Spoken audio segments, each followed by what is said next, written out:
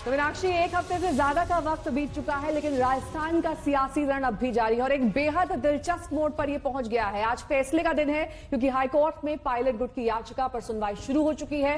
Pilot गुट ने speaker के नोटिस के खिलाफ याचिका लगाई थी। स्पीकर ने 19 बागी विधायकों को मंगलवार तक का वक्त दिया है। खबर है कि मंगलवार तक तस्वीर साफ हो जाएगी तो बुधवार को गहलोत शक्ति परीक्षण कर सकते हैं।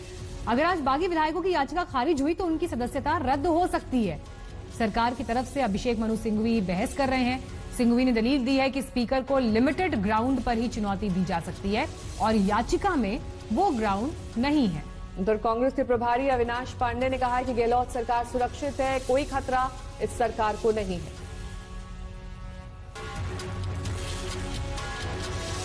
हमारे साथ और जानकारी के साथ जयपुर से इस वक्त शरद मौजूद है और दिल्ली से हिमांशु मिश्रा हमारे साथ जुड़े हुए हैं। पहले रुख जयपुर का कर लेते हैं। शरद, देखिए सुनवाई तो चल ही रही है, अभी क्या हो रहा है कोर्ट में? देखिए, फिलहाल अभिषेक मनु सिंघवी जो है वो आर्गुमेंट दे रहे हैं अशोक गहलोत सरकार की तरफ से।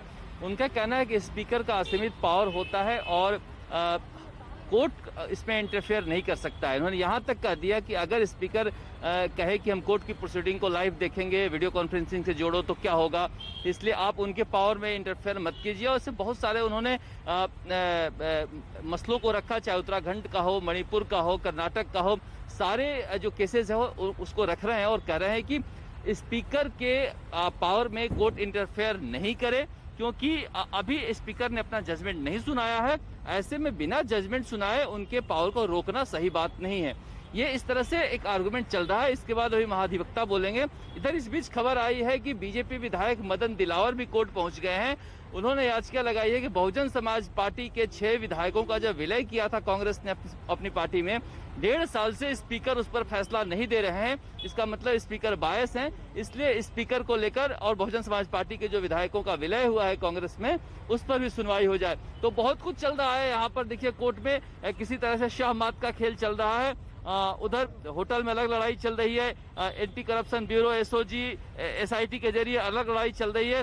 तो कुल मिलाकर राजस्थान में पिछले 10 दिनों से जो नाटक चल रहा है वो अभी जारी है और फिलहाल सबकी नजरें अब कोर्ट पर टिकी है कि कोर्ट क्या फैसला देता है। उसके बाद ही दोनों ही पार्टियां, या कहें तीनों ही पार्टियां, चाहे गहलोत गुट हो, पायलट गुट हो या बीजेपी हो, वो फैसला लेंगे। लेकिन एक बात तो तय है कि सारे वकील जो है पहले से दोनों पक्ष के कागजात को रेडी कर रखे हैं सुप्रीम कोर्ट जाने के लिए।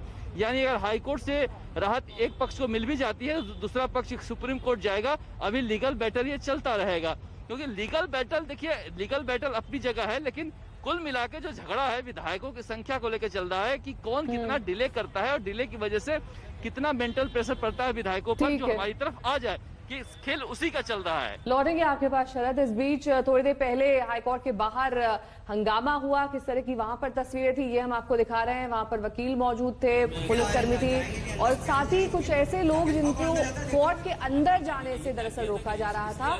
ये उस वक्त की तस्वीरें हैं जब कोर्ट के बाहर इन लोगों को रोका गया।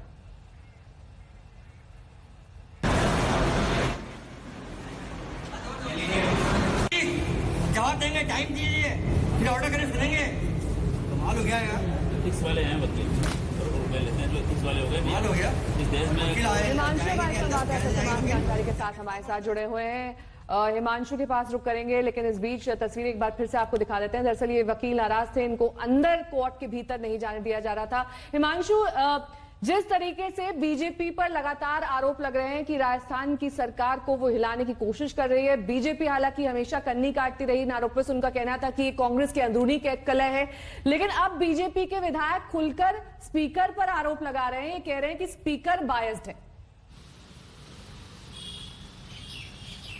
देखिए, बिल्कुल बीजेपी जब तक गजेंद्र सिंह शेखावत को लेकर कांग्रेस के नेताओं ने प्रेस कॉन्फ्रेंस नहीं की और ऑडियो रिलीज नहीं किया, तब तक बीजेपी ने कहा था इसमें हमारा कोई लेना देना नहीं है, ये कांग्रेस की अंदरूनी लड़ाई है और उनकी अब अंदरूनी लड़ाई सड़क पर आ गई है और कोर्ट तक चली गई है। लेकिन जैसे ही ऑडियो रिलीज किया गया कांग्रेस की तरफ से और अशोक गहलोत ने कहा कि अगर ये ऑडियो झूठा निकला तो मैं राजनीति से संन्यास ले लूंगा। उसके बाद बीजेपी ने कहा कि इस ऑडियो की सीबीआई से जांच हो जाए, दूध का दूध और पानी का पानी साफ हो जाएगा। लेकिन सबसे बड़ी बात यह है कि अगर आज सचिन जो शरद भी बोल रहे थे कि अगर सचिन पायलट गुट को यहां से राहत नहीं मिलती है तो सुप्रीम कोर्ट जाएंगे, अगर अशोक गहलोत गुट को नहीं मिलती है तो वो भी सुप्रीम कोर्ट जाएगा।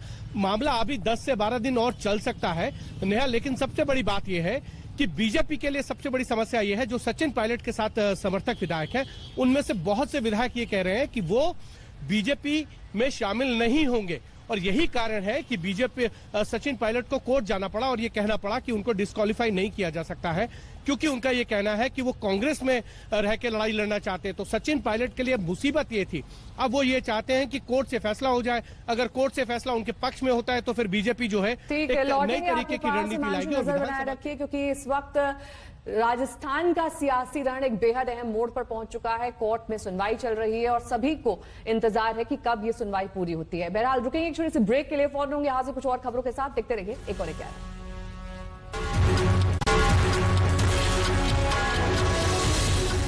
नमस्कार, मैं हूं अंजना ओम कश्यप। हमें उम्मीद है ये वीडियो आपको पसंद आया होगा।